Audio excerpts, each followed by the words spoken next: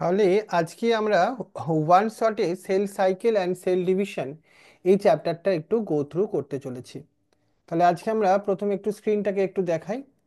স্ক্রিনটা তোমরা দেখতে পাচ্ছ এখন, সেটা হচ্ছে cell cycle and cell division.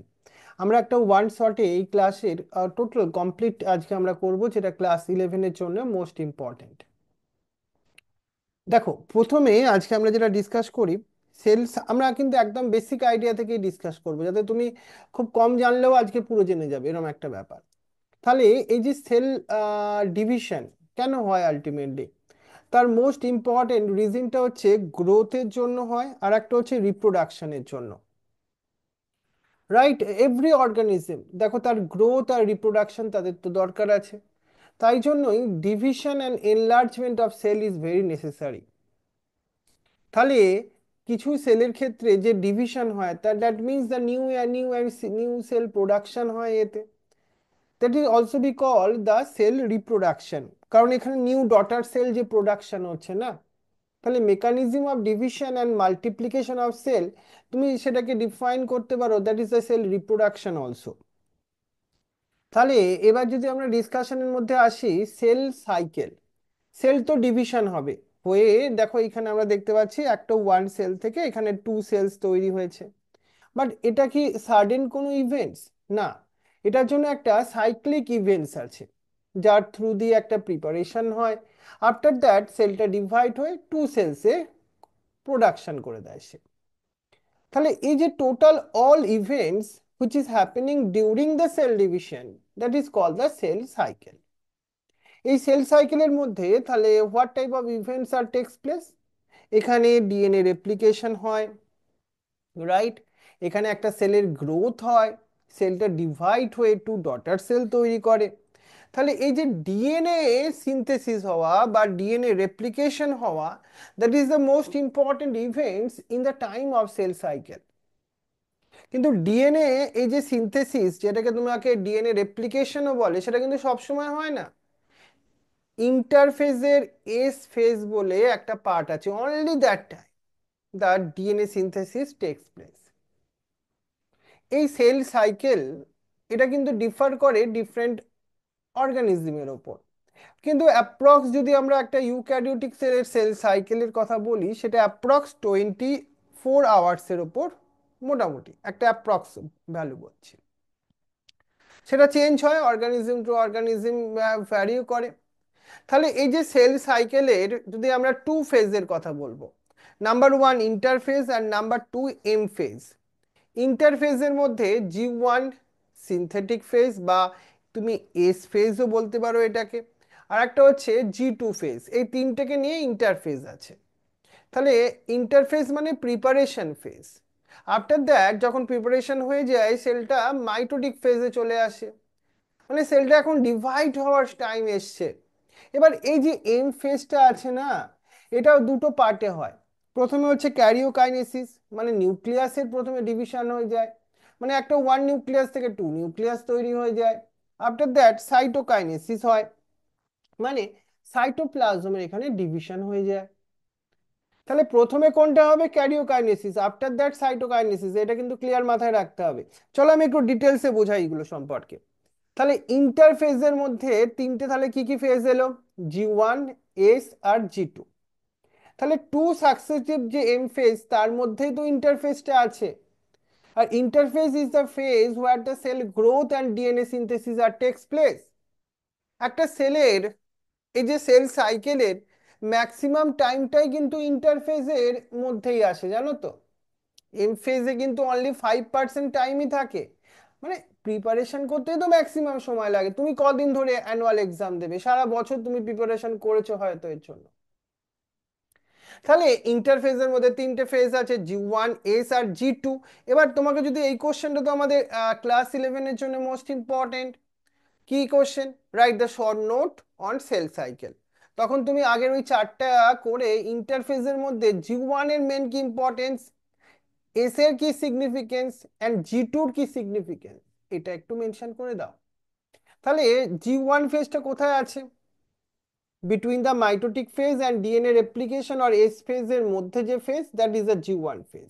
কিন্তু এখানে কি হয় আলটিমেটলি? এখানে একটা সেল মেটাবলিক্যালি খুব অ্যাক্টিভ থাকে, মানে মেটাবলিক্যালি অ্যাক্টিভ মানে সেলের মধ্যে অল কেমিক্যাল রিয়াকশনস গুলো টেক প্লেস করতে থাকে, সেল গ্রো হয়, কিছু সেল অর্গানেলস গুলো ডাবলিংও হয়, কিছু enzyme which is required in the S phase সেটাও এখানে সিনথেসিস হয়। But most important events of the interphase, that is the S phase. S ফেজে কি হয়, এখানে ডিএনএ রেপ্লিকেশন হয় বা ডিএনএ সিনথেসিস হয়, amount of DNA per cell এখানে ডাবল হয়ে যায়, কিন্তু ক্রোমোজোম নাম্বার কিন্তু এখানে ইনক্রিজ হচ্ছে না। ক্রোমোজোমের ইন্টারনালি যে ডিএনএ মেটেরিয়াল আছে, সেই ডিএনএ মেটেরিয়াল কন্টেন্টটা ডাবল হয়ে যায়, ব্যাপারটা ইম্পর্টেন্ট। ক্রোমোজোম নাম্বার তোমার 46 থেকে 48 হয়ে গেল, 50 হয়ে গেল, এরম নয়। ওর ভেতরে যে মেটেরিয়ালটা আছে, ডিএনএটা আছে, দ্যাট ইজ দ্য ডাবলিং হয়ে গেল।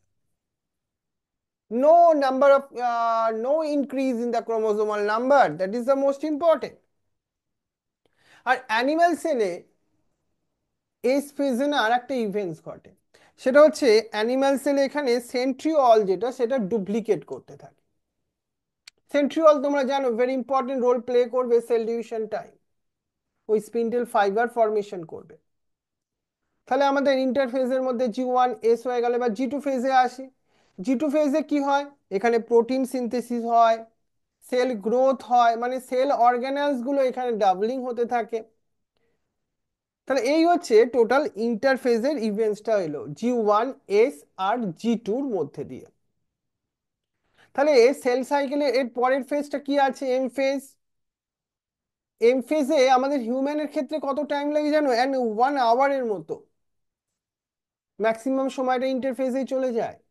কিন্তু এম ফেজ বা মাইটোটিক ফেজ বা ডিভিশন ফেজ, এর আন্ডারে দুটো পার্ট আছে, ক্যারিওকাইনেসিস, সাইটোকাইনেসিস। এই ডিফারেন্সটা না ক্লাস 11-ও 1 মার্কসে দেওয়া হয়। ক্যারিও মানে নিউক্লিয়াসের ডিভিশন, অ্যান্ড সাইটোকাইনেসিস মানে সাইটোপ্লাজমের ডিভিশন, এইটা পয়েন্টটা লিখতে হবে। কিন্তু এখানে একটা মজার ঘটনা ঘটে জানো তো, কিছু সেল আছে যেগুলো ডিভাইড হয় না। হ্যাঁ, নিউরন সেল ডিভাইড হয় না, আরবিসি ডিভাইড হয় না, বাট কেন, why? Because cells do not divide, exit in the G1 phase and enter into the inactive stage, G0 stage. G0 বলে একটা স্টেজ আছে জানো তো, এটাকে বলে কুইসেন্ট স্টেজ। এখানে কোনো একটা সেল যদি এন্টার করে যায় এই ফেজটার মধ্যে, সে না ইনঅ্যাক্টিভ হয়ে যায়, they are not participate in the division.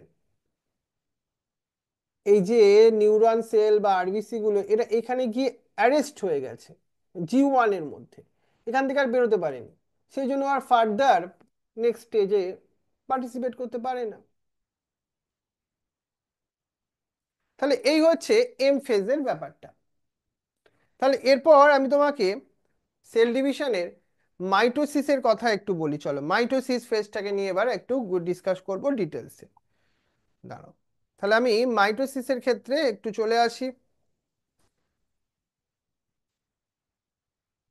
দেখো, তাহলে মাইটোসিস সেল ডিভিশন সম্পর্কে আমাদের কি জানতে হবে, এটা কোথায় হয় মাইটোসিস সেল ডিভিশন, এটা সোমাটিক সেলে হয়, মানে বডি সেল।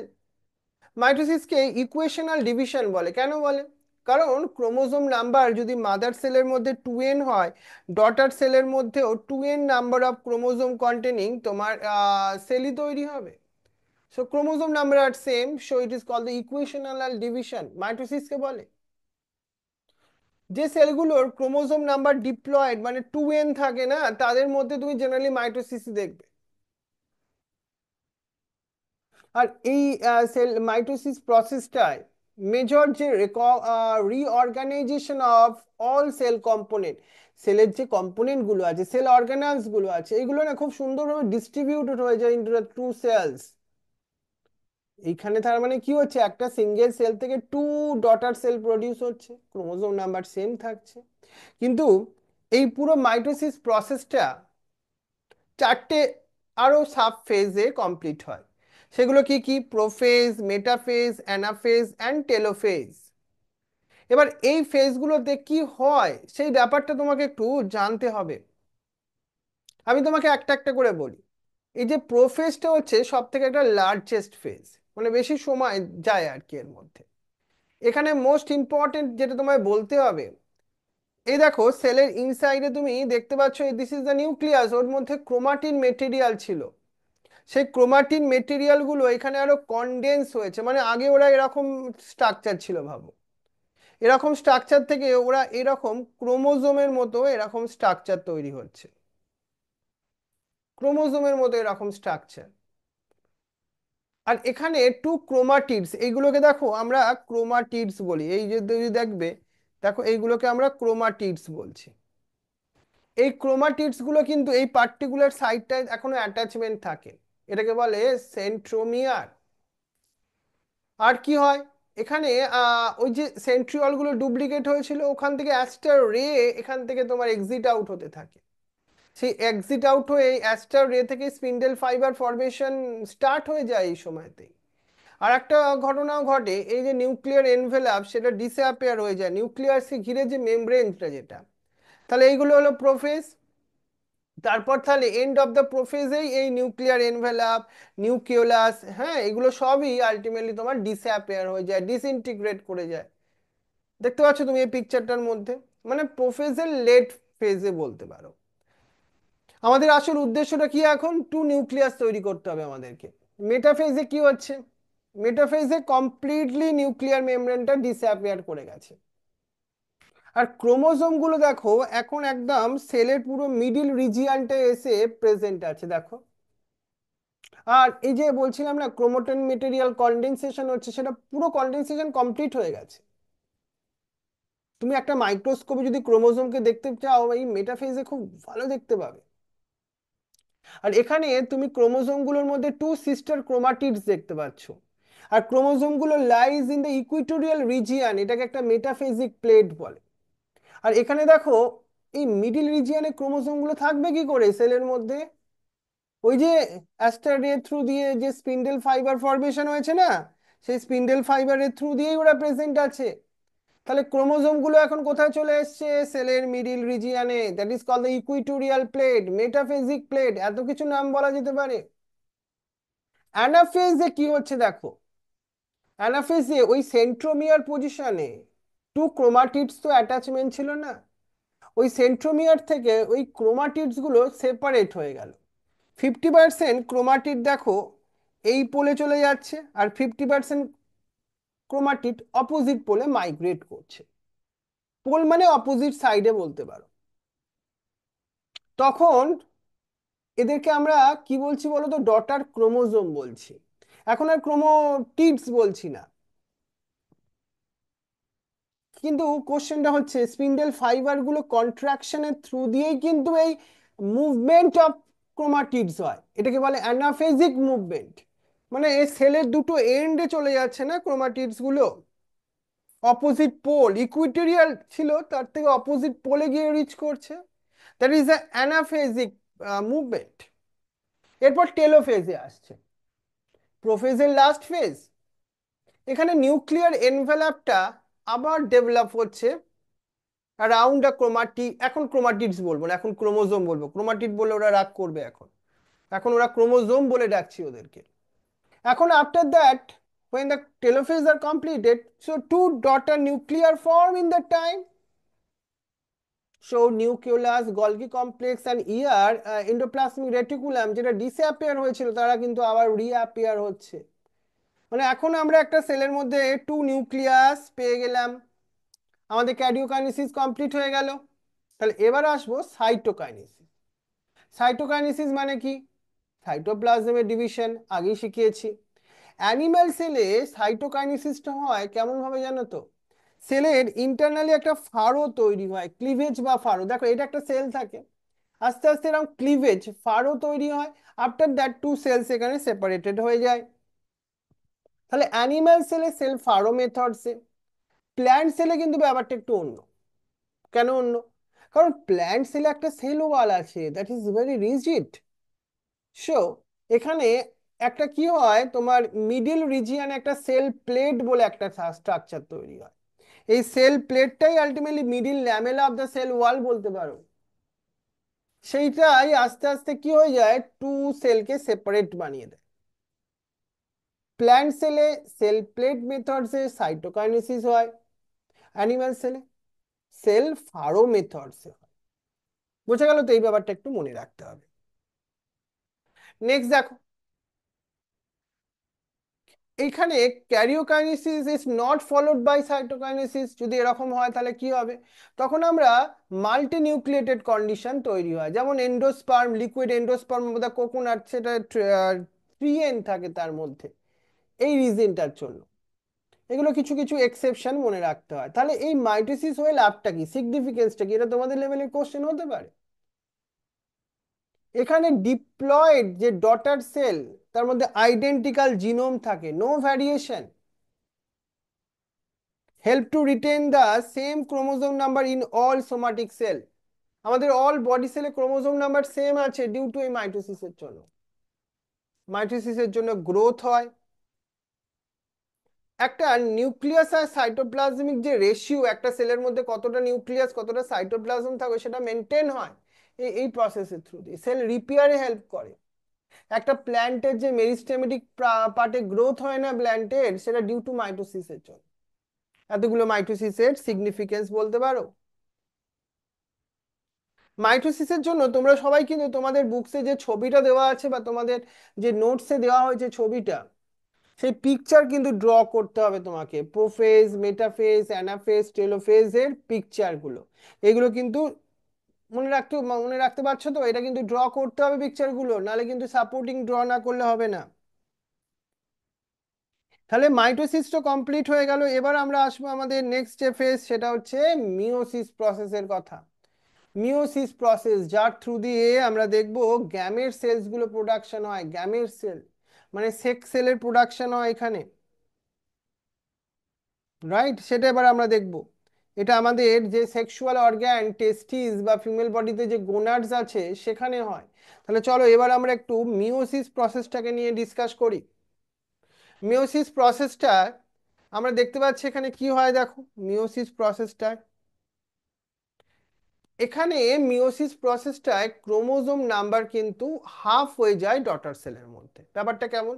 যদি একটা 2N নাম্বার কন্টেনিং সেল থাকে, সেটা এরকম টোয়াইস এটা ডিভাইড হয় করে আলটিমেটলি 4 সেল তৈরি করছে।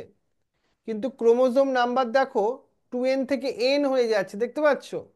সো ক্রোমোজোম নাম্বার হাফ হয়ে যাচ্ছে। এটা ভেরি ইম্পর্টেন্ট, কেন? গ্যামেট তৈরির জন্য। গ্যামেটগুলোর মধ্যে তো হ্যাপ্লয়েড ক্রোমোজোমই কন্টেন্ট করে। এই মিওসিস প্রসেসের থ্রু দিয়েই গ্যামেটোজেনেসিস হয়। মানে কি? মানে গ্যামেট প্রোডাকশন হয় গো। এই sexual reproductive organism like human beings, আমাদের মধ্যে এই হ্যাপ্লয়েড ফেজটা আছে বলে আমাদের ক্রোমোজোম নাম্বার কিন্তু all the human beings are same আছে। ব্যাপারটা কিরকম? তোমাকে গ্যামেটসের মধ্যে 23 ক্রোমোজোম আছে, ওভামের মধ্যেও 23। ওটা ফিউশন করে 46 কন্টেনিং জাইগোট তৈরি হয় না ডিউরিং দ্য ফার্টিলাইজেশন? সেখান থেকেই তো ডিভিশন হয়ে আজকে আমরা এরকম মাল্টিসেলুলার অর্গানিজম তৈরি হচ্ছি। কিন্তু এই যে গ্যামেট হ্যাপ্লয়েড হওয়ার জন্যই 23 নাম্বার কন্টেনিং গ্যামেট তৈরি হয়, তবেই না জাইগোটে 46টা রিস্টোর হতে পারে। এটা ভেরি ইম্পর্টেন্ট। আর মিওসিস প্রসেসে না ভ্যারিয়েশন হয়। ফর দ্যাট রিজন আজকে আমরা হিউম্যান বিংসরা এত ডিফারেন্ট ডিফারেন্ট টাইপের। কিন্তু এই মিওসিস সেল ডিভিশনটা দুটো ফেজে হয়, মিওসিস 1 আর একটা হচ্ছে মিওসিস 2। কিন্তু দুটো ফেজে হলেও ডিএনএ রেপ্লিকেশন কিন্তু একবারই হয়, সিঙ্গেল সাইকেল হয়, জানো তো? এই মিওসিস এই প্রসেসে এরকম হোমোলোগাস ক্রোমোজোমের মধ্যে পেয়ারিং হয়, সাইন্যাপসিস বলে সেখানে। মিওসিস প্রসেসে টু নন সিস্টার ক্রোমাটিড, এটা এইগুলো হচ্ছে টু নন সিস্টার ক্রোমাটিড, এদের দুজনের মধ্যে রিকম্বিনেশন হয়, কিছু পার্ট এক্সচেঞ্জ হয়, এটাকে ক্রসিং ওভার বলে। এন্ড অফ দ্য মিওসিস কটা সেল তৈরি হয়? 4 হ্যাপ্লয়েড সেল তৈরি হয়। এবার এই হ্যাপ্লয়েড সেলগুলো, হ্যাপ্লয়েড বলছি কিন্তু, হ্যাঁ, এর নাম্বার অফ কন্টেন্ট করে থাকে। তাহলে এটাকে রিডাকশন ডিভিশন বলে তো এই জন্যই মিওসিসকে। তাহলে মিওসিসটা দুটো ফেজে হয়, মিওসিস 1, মিওসিস 2। মিওসিস ওয়ানের আন্ডারে যেরকম আমরা মাইটোসিস বলেছিলাম, prophase one, metaphase one, anaphase one, telophase one আছে। আফটার যখন মিওসিস ওয়ানটা কমপ্লিট হয়ে গেল, তখন মিওসিস টু হবে। তখন prophase two, metaphase two, anaphase two and telophase two করে আফটার আমরা টু নিউক্লিয়াস পেয়ে যাব। তারপর আমরা ক্যারিওকাইনেসিস হয়ে যাবে, সাইটোকাইনেসিস কমপ্লিট হয়ে আমরা ফোর্থ সেল পেয়ে যাব। আপ মিওসিস ওয়ানের পর কি হয় জানো তো, আমরা এরকম টু সেল পাই জানো তো, যার মধ্যে এন নাম্বার অফ কন্টেন্ট করা সেল, আলটিমেটলি ক্রোমোসোম থাকে। মানে আমরা যদি একটা মাদার সেলকে এরকম 2n ধরি, সেটা মিওসিস ওয়ানের থ্রু দিয়ে এরকম টু সেল তৈরি করে। তাহলে এটাকে আমরা মিওসিস ওয়ান বলছি। তাহলে মিওসিস ওয়ানের থ্রু দিয়ে আমরা কটা সেল পেলাম? টু সেল পেলাম। এখানে ক্রোমোসোম নাম্বারটা কিন্তু রিডিউস হয়ে গেছে। এরপর যখন মিওসিস টু হবে, দেখো ওই সেলগুলো থেকেই আবার ডিভাইড হয়ে ফোর সেলস তৈরি হচ্ছে, যেগুলো প্রত্যেকেই হ্যাপ্লয়েড এন নাম্বার। এখন কিন্তু রিডাকশন হলো না মিওসিস টু এর সময়, দেখতে পাচ্ছ মিওসিস টুটা অনেকটা মাইটোসিসের মতোই, মানে রিডাকশন যেটা মেন তাহলে কখন হলো? মিওসিস ওয়ানের টাইমে হলো। মিওসিস ওয়ানটাই কিন্তু বেশি ইম্পর্টেন্ট জানো তো। মিওসিস ওয়ানের মধ্যে প্রোফেজ ওয়ান আছে, এটা আরো বেশি ইম্পর্টেন্ট, এটা মোর কমপ্লেক্স একটা। আর এই মিওসিস ওয়ানের আন্ডারে যে তোমার প্রোফেজ ওয়ান আছে না, এর মধ্যে আরো পাঁচটা ফাইভ ফেজ আছে। তোমাদের ক্লাস ইলেভেনের জন্য ইম্পর্টেন্ট যদি বলো এইখানটা, আমি 100% ইম্পর্টেন্ট বলছি। তোমাদের কিরম কোশ্চেন দেবে? Write the important features of pachytene, write the important features of diplotene, write the important features of zygotene, মানে এইগুলো থেকেই মেইন কোশ্চেন আসে। ইম্পর্টেন্ট বলেই দিলাম, 100% সাজেশন। একটা বাবা পরীক্ষার আগের দিন প্লিজ পড়ে যাবে, হ্যাঁ, leptotene, zygotene, pachytene, diplotene, ডাইগেস্টাকাইনেসিস।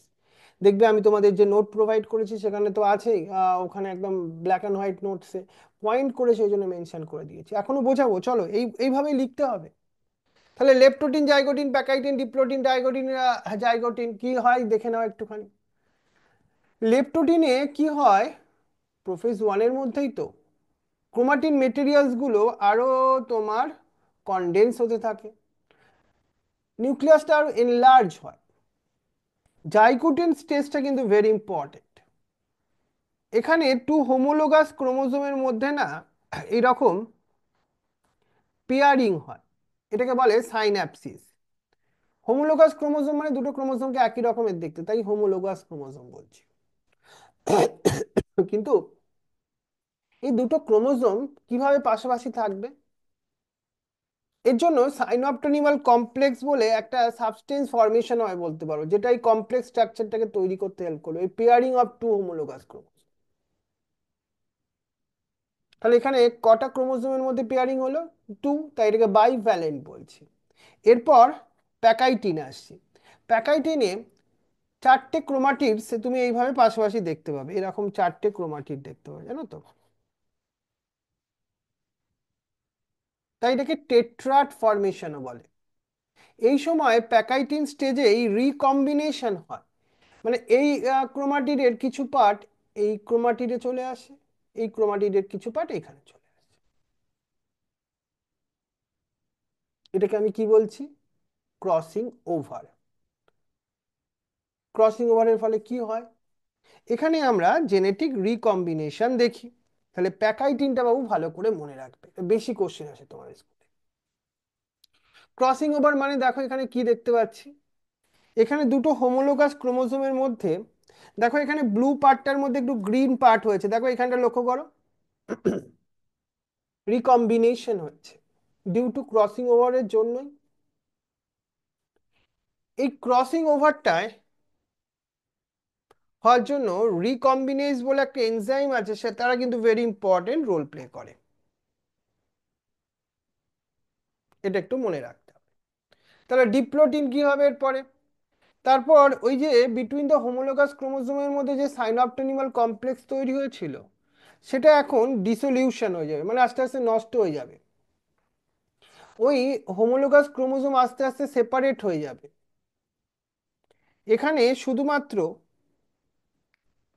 Particular একটা সাইটে ওরা না অ্যাটাচ থাকবে, সেটাকে একটা এক্স এর মতো স্ট্রাকচার ফরমেশন হবে, এটাকে বলবে কায়াসমাটা। কায়াসমাটা ফরমেশন কখন হয়? ডিপ্লোটিন স্টেজে, এক্স এর মতো, মানে পুরো ক্রোমাটিডটা সেপারেট হয়ে গেছে, অনলি একটা পয়েন্টে অ্যাটাচমেন্ট আছে। তারপর এই যে এক্স এর মতো সেপ স্ট্রাকচার কায়াসমাটা, সেটা আস্তে আস্তে একদম টার্মিনাল, মানে একদম এন্ডে চলে আসে। তারপর কি হয়? ক্রোমাটিডস গুলো সেপারেট হয়ে যায়, বাট এখানে রিকম্বিনেশনটা হয়ে গেল, এটাই মেইন ঘটনা এখানে। নিউক্লিওলাস, নিউক্লিয়ার এনভেলাপ গুলো এখানে ডিসঅ্যাপিয়ারও হয়ে যায় এই ডাইকাইনেসিস স্টেজের মধ্যে। তাহলে এইগুলো তোমাদের কোশ্চেন আসার মেন মেন ইম্পর্টেন্ট থাকলো। তারপর কি হয়? তারপর ওই রিকম্বাইন্ড যে ক্রোমাডিড, ওলা যে তোমার ক্রোমোজোম, সেটা মিডিল রিজিয়নে চলে আসে, ওই মাইটোসিসের মতো স্পিন্ডেল ফরমেশনও হয় অ্যানিমাল সেলের মধ্যে।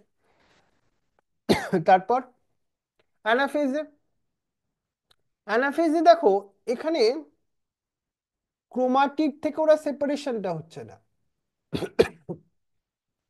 পুরো ক্রোমোজোমের 50% দেখো অপোজিট পোলে যাচ্ছে, 50% অ্যানাদার পোলে যাচ্ছে।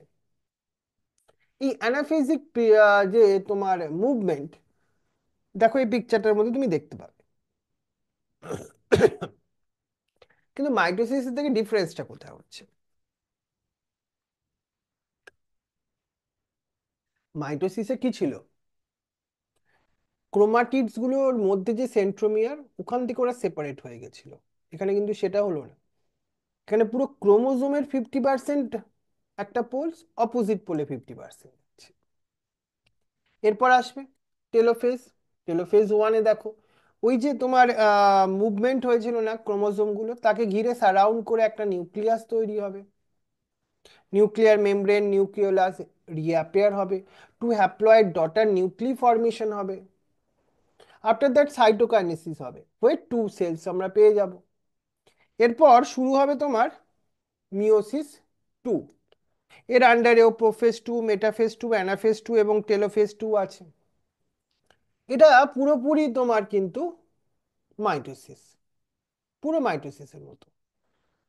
প্রোফেজ টুতে আফটার সাইটোকাইনেসিসের পর ক্রোমোজোমগুলো আরো কম্প্যাক্ট হয়, কনডেন্স হয়, নিউক্লিয়ার যে মেমব্রেনগুলো সেটা আস্তে আস্তে ডিসঅ্যাপিয়ার হয়ে যেতে থাকে। মেটাফেজ টুতে কি হয়? ক্রোমোজোমগুলো দেখো ইকুইটোরিয়াল রিজিয়ন বা মিডিল রিজিয়নে চলে আসছে। অ্যানাফেজ টুতে কি হবে? ঠিক মাইটোসিসের মতো, ওই ক্রোমাটিডস বরাবর, দেখো এই দেখো দেখতে পাচ্ছ ক্রোমাটিডস গুলো সেন্ট্রোমিয়ারে জয়েন ছিল না, ওখান থেকে সেপারেট হয়ে অপোজিট এন্ডে চলে যাচ্ছে ওরা। তারপর কি হচ্ছে? টেলোফেজে আবার নিউক্লিয়ার এনভেলাপ, এইগুলো আবার তৈরি হবে দেখো, দাঁড়াও দেখে নাও।